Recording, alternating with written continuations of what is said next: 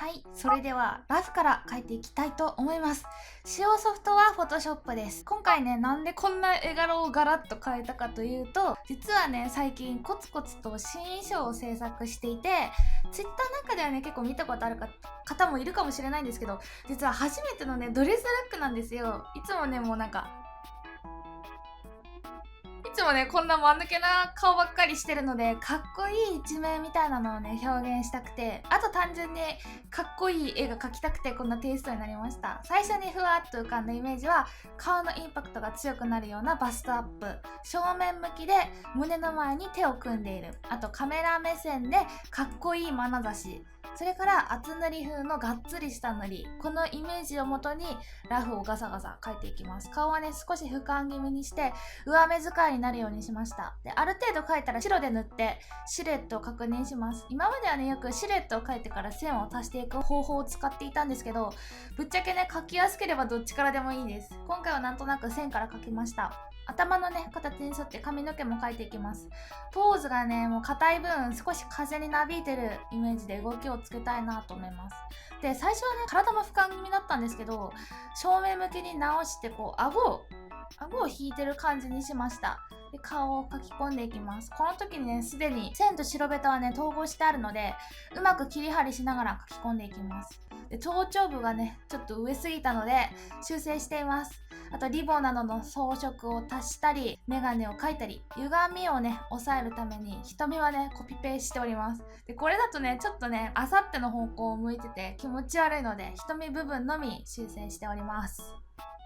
はい、ということでざっくりしたラフができました。で、新しいレイヤーにもう少し綺麗な線を描いていきます。で、この時はね、この線もラフのつもりだったんですけど、今回ね、初めてグリザイユ画法というもので絵を描いたので、最終的にそのまま線画として使うレイヤーになります。で、瞳を丸々描いてしまった後に気づいたんですけど、正面側を描くときは線対称定規を使うと圧倒的に便利です。これね、Photoshop で最近追加された機能めちゃめちゃいいです。最近でもないけどね。で、まつげは定規で描いて瞳は別々にみたいな感じでオンとオフを使い分けて描いていきます。ちょっとね、ここから特に話すことないんで黙ります。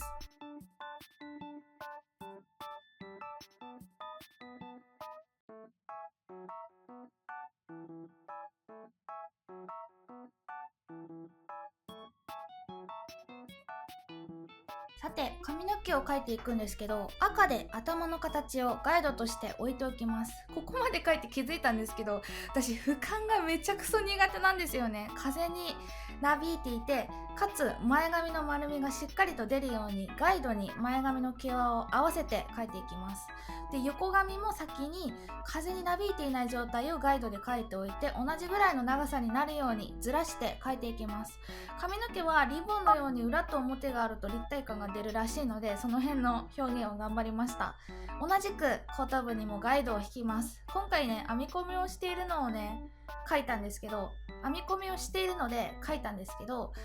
上すぎたのでワープツールでぐわっと変形させて修正しました。で、このワープツールね、一応クリスタとかにもあるんですけど、挙動が違いすぎて、私このワープツール下手すると5分に1回ぐらい使ってるので、もう未だにクリスタで絵を描くことができません。で、頭ができたので体を描いていきますが、デッサンね、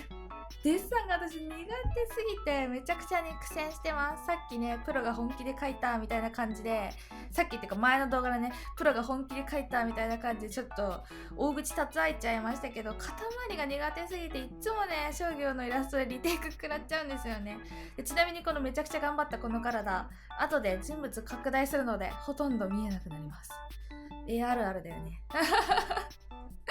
次、腕と手を描いていきます。で、手がね、最初手癖で描いてたんですけど、これファイティングポーズやんって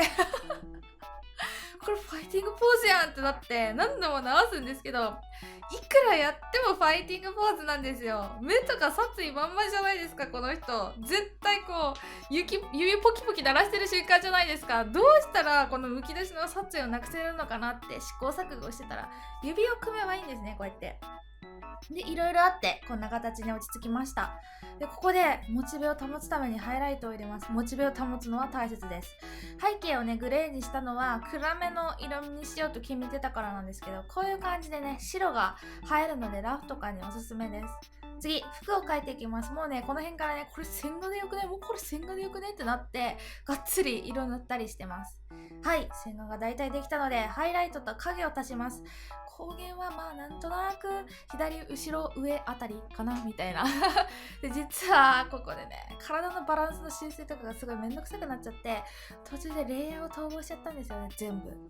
これが後々めちゃめちゃ後悔することになるので、厚塗りやグリザイユ画法の時もせめて表情とあとメガネぐらいはレイヤーを分けておくのが賢いです。ここまで書いてなんか遠くてインパクトに欠けるなと思ったので思い切ってがっつりと拡大しました。左側にはねなんかテキスト入れようかなとふわふわっと考えてます。ここの辺はねもう書いた修正書いた修正の繰り返しです。この修正がね歪みツール使ってるのでちょっと映らなくて申し訳ないんですけれども、ようやく線画が完成いたしました。イエーイ。でここで左側に入れるテキストはなんか英語であなたの知らない私的なニュアンスのねフレーズがいいかなって考えたんですけど、私ね英語が全然できないんですよ英語が全然できないので Twitter のために助けを求めました。こんな感じでそしたらみんなめちゃくちゃアドバイスしてくれまして、で最終的にVTuber のキミのみやちゃんが教えてくれたフレーズを入れることにしました。みやちゃんはですね藤谷葵ちゃんが大好きという共通点があって、でも今までねなかなかお話しするタイミングとかがなかったんですけど、今回ねこういう縁で話しかけてくれてとっても嬉しかったです。ありがとうございます。それでは引き続き色を塗っていきたいと思います。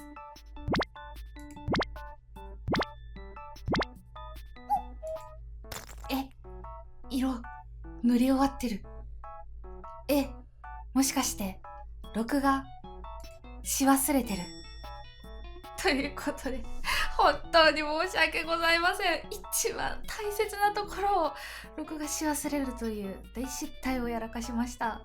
しょうがないので今フォトショップを開いてレイヤーの説明だけねしていきたいと思います。はい、ということでこれね完成した後のレイヤーなのでちょっといろいろと構造が変わってて申し訳ないんですけど、線画です。これねわかるかな、この肌のね元になる部分をベタ塗りして人物のね元になるレイヤーを作りました。でその上にいろいろと書き込んでいくんですけど、いろいろと書き込んでいくんですけどって言っていきなりこうなるんでちょっと説明がすげえ難しいんですけど、これねオーバーレイで色を重ねてます。これを通常レイヤーに戻すとこんな感じなんですね。この色味を上から重ねていって色をつける、これがグリザイユ画法というものです。こんな感じでね一個一個塗っていったんですよ。最初こうやって肌のレイヤーを作ってどんな感じの色かな、もうちょっと赤いかなみたいな感じで白目を作るぞーっつってこうやってねちょっと灰色にかかってるんですよね。光が当たってないので逆光的なのでちょっとこんな感じにして、目は紫だからこんな紫がかってるからこんな感じかなみたいな感じで、こう頭は茶色いから頭塗るかみたいな感じでこんな感じで上からどんどん色を塗り重ねていった結果がこれです結構変わっとるやないかいって感じなんですけど、こうやってるとね割と色の感じわかると思うんですけど、ただ色を重ねるだけだとさっきみたいに平坦になっちゃうので結構ね色を変えてます。例えば線が当たるところにこう黄色を入れたり、口をね赤を入れて、このね影の部分に結構濃い赤を入れて色味がね分かりやすくなるように。で髪の毛もこのね肌に触れる部分はこういう肌色をカッて入れて、あと私インナーカラー入れるの大好きなんでインナーカラー青を入れたりして華やかさがね出るようにしてます。影もねこうやって濃くしたりして、これでやったのがこのレイヤーで、これだけだとね実はちょっとね色味が足らないんですよ。なんかグリザイ画法をずっとやってるとだんだん色の感覚が鈍ってくるっていうんですけど、それはこんな感じでちょっと最初色がくすんでるからなんですね。だから同じレイヤーを重ねて今度はオーバーレイの 72% を重ねてちょっと色を明るくします。でさらにちょっとね、より際が分かりやすいように、丸みが分かりやすいように、厚塗り感が出るように、ちょっとね、影を足しました。上手です。通常に直すと、こんな感じで、もうほぼほぼ灰色みたいな色。普段はこんなくすんだ色使わないんですけど、今回はあえて使いました。これでちょっと丸みを足しました。で、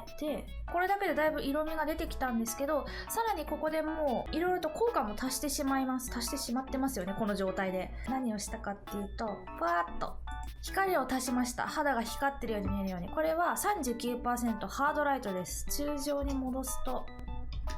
こんな感じ。ピンクの光を足しました。で、右側に影を落として、左側に光を入れました。影は定山で 80% で、通常に戻すと、これはね、青みがかってる色ですね。この色を定山で落とすと、こんな感じになります。左側は真っ白をスクリーンで足しました。64% に設定してます。で、ちょっとね、色味を変えました。カラーバランスっていう、これフォトショップにしかない、クリスタにもあるのかな、フォトショップの機能でバランスをいじりました。これね、どういうやつかっていうと、これちょっと映るかなあ、映ってるね。ここでね、こんな感じで、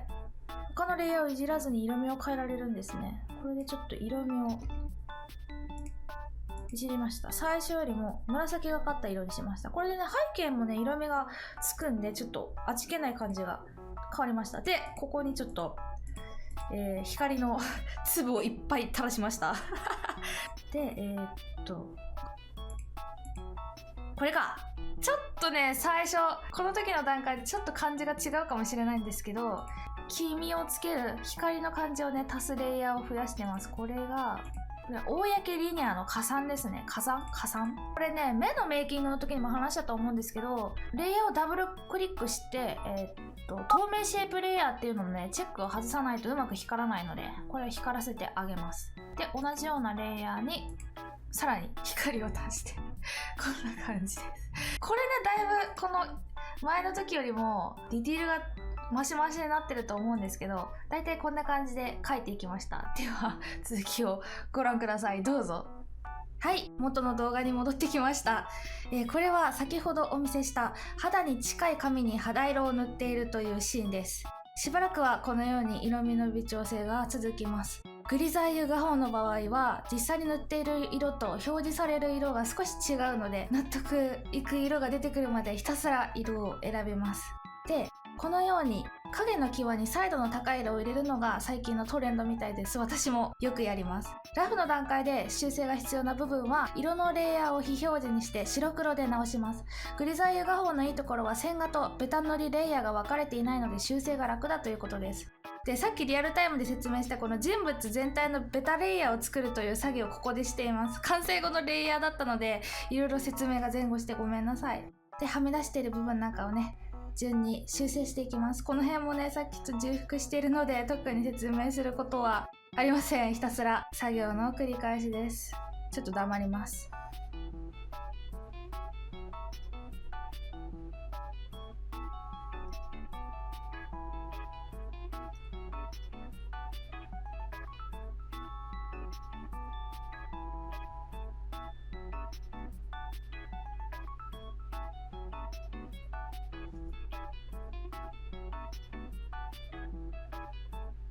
はい、目力が弱いと感じたので色を足していきます。なかなかね、色が決まらず試行錯誤しております。難しいんですよね、目って。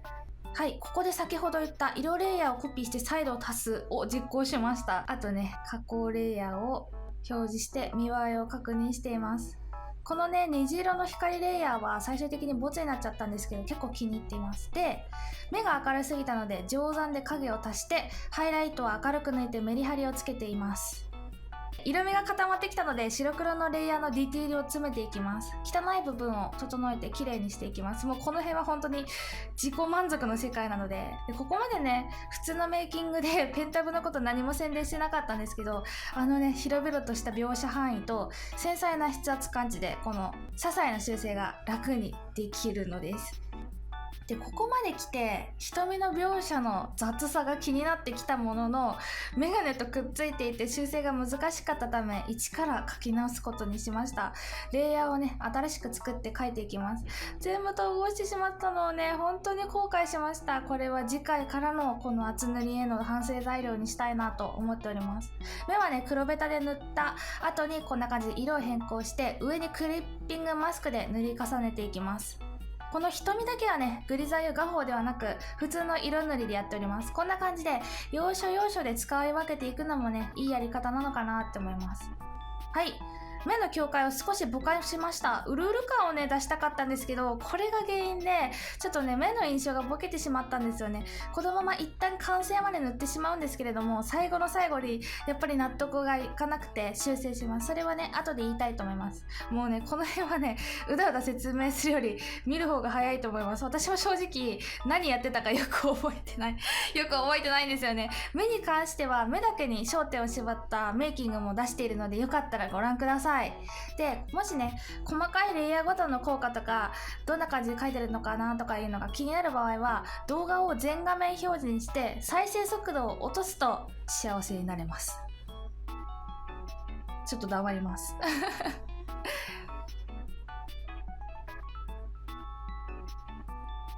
反射光をね入れていきます。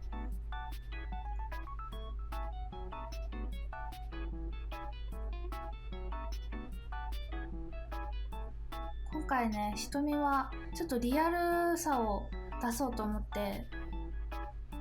リアルな瞳の描写を取り入れております。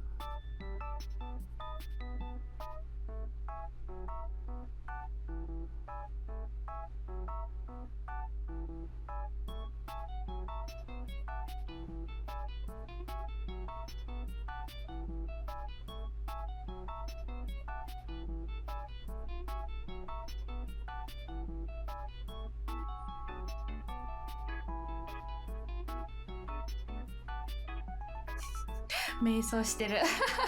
瞑想してます。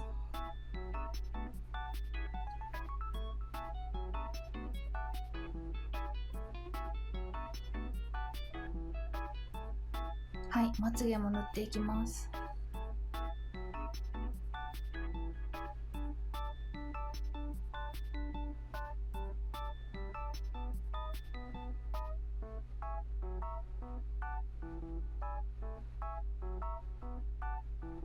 はい、ある程度塗り終わったので元々のね目を消して肌を整えたり、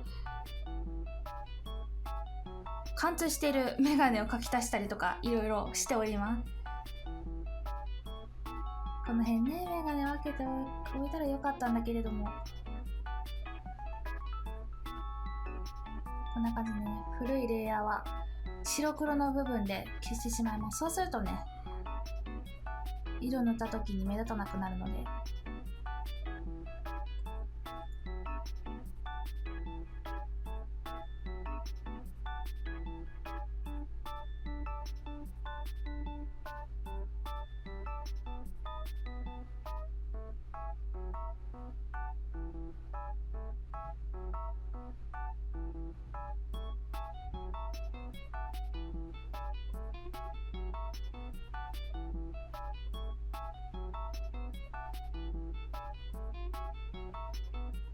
はい、ということでだいぶ瞳ができてきました。試行錯誤に試行錯誤を重ねてこんな感じになりました。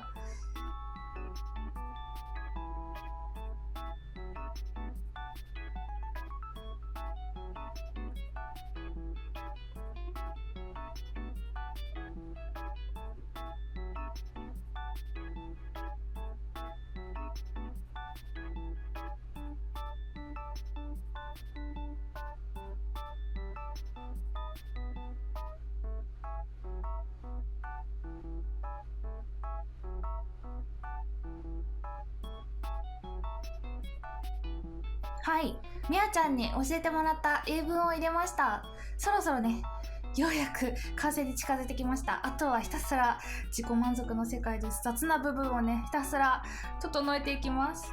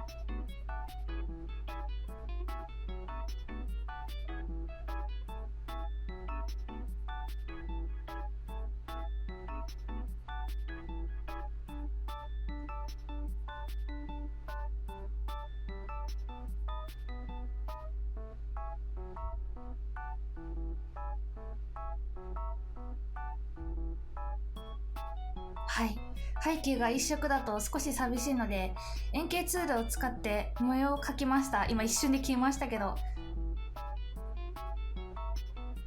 ちょっとね耳と後頭部が一体化していたので直しました。こんな感じで円形ツールで背景を描きました。さあ、あとちょっとです。で、ここでねいろいろ加工を試してるんですけど、最終的にねボツにしたんですけど、ここで、色収差という加工をしております。これ Photoshop でのやり方は、まず加工用にファイルを複製してレイヤーを統合して、チャンネルタブのレッド、グリーン、ブルーをそれぞれコントロールプラス A で全選択して、こんな感じで微妙に動かすだけです。他のイラストだとね、葵ちゃんのフラストのイラストにもこの加工を使ったんですけど、こう色がちょっとだけずれることでイラストに余韻が生まれてかっこよく見えるのでおすすめの加工方法です。何度もね、この辺は本当に微調整の世界なので同じようなことをずっとしておりますが申し訳ございません。光がね足らない気がしたので加算レイヤーで光を足しています。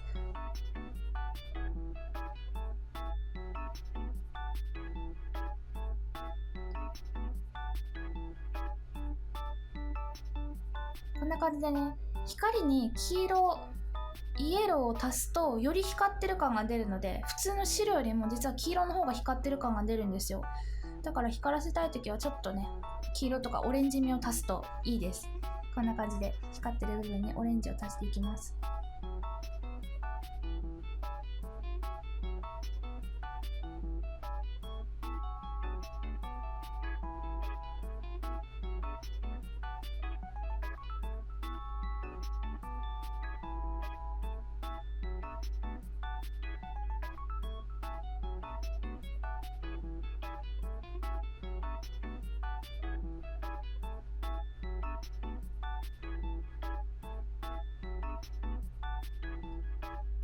はい、口が少し下すぎる気がしたので移動してます。こんなね初歩的な修正が後からできるのも厚塗りの魅力だと思います。下まつげのね色変えたりとか、ほんとねこの最後の最後まで悪あがきでいろんな修正をしております。納得いくまで、私が飽きるまで私が飽きるまで修正を繰り返しております。もう少しお待ちください。お付き合いください。わかるかな、このねバーの部分、上下のバーの部分をちょっとでギザギザにしたんですよね。よりこうランダム感が出るように。さあ、ということで長々と解説してきましたが、ついに完成いたしました。そのイラストがこちら。じゃん！最初にねお見せしたんだけどこんな感じになりました。すごい試行錯誤と時間がかかってしまいましたがいかがでしょうか。これねわかるかな、瞳部分がちょっと最後に修正したって言ったんですけど、それね動画に映ってなかったんですけど、ちょっとね縁に暗い色を足しました。この境界線がねボケてしまったことで目の印象が弱くなってしまったので、ちょっとだけね暗い色を足しております。これでこううるうる感を保持しつつ目のねこの印象を強めることができたかなと思います。